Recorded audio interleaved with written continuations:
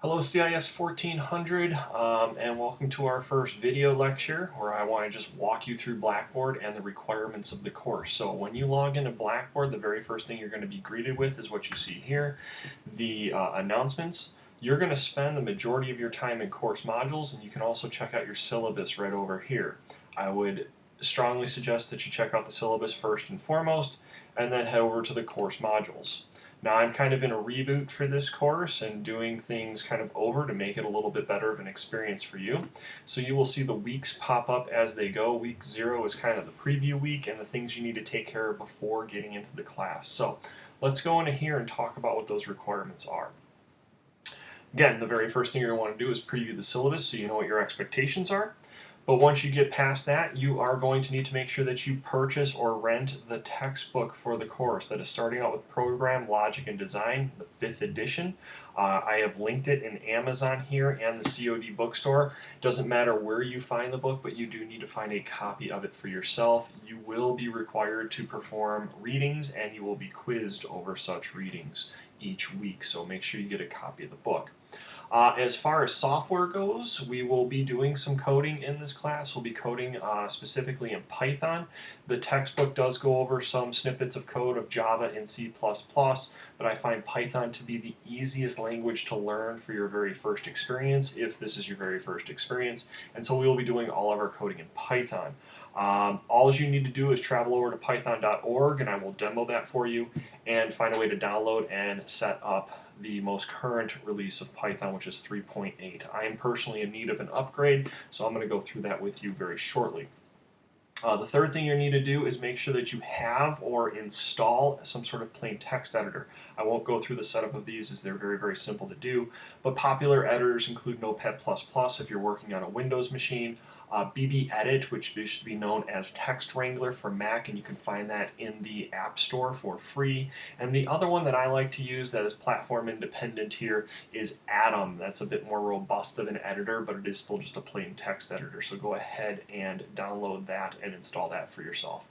The last thing you're going to want to do is head over to draw.io, which is a Google platform for our flowcharts. That's what I'll be using and demoing our flowcharts in, and you should be doing the same. So what I want you to do is travel over to draw.io. Oops. Okay. Let me go back real quick. So head over to draw.io, we'll open that in a new tab, and just do yourself a favor. For now, all you need to do is bookmark that so that you can get access to it, and call it draw.io. Put it on your bookmark bar, that way you have direct access to it whenever you need to create some sort of diagram for me. You can link this with your Google Drive, OneDrive, Dropbox, all sorts of different online storage solutions for easy uploads into different documents and for homework assignments. Okay. Alright, so the last thing I want to go through is a Python installation. So if I open this up in a new tab, it's going to take you over to python.org. Now this is a very easy website to navigate, so when you want to download and install Python, all you have to do is hover over downloads, and I am currently working on a Mac, so it's going to suggest a download for Mac OS X. If you're working on a Windows machine, it will suggest a download for Windows, and all you will need to do is click the button. It will download the appropriate file for you, the executable file, or for me, in my case, a package that contains the DMG file. I will open that up. We'll see. We'll go through the setup. I'm simply going to click continue. We're going to keep this setup really, really simple. Click continue, licensing, click continue. Yes, I agree to the licensing.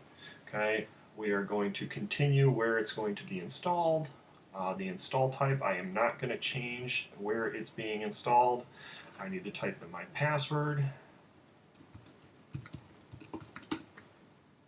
Let's see if I remember my password.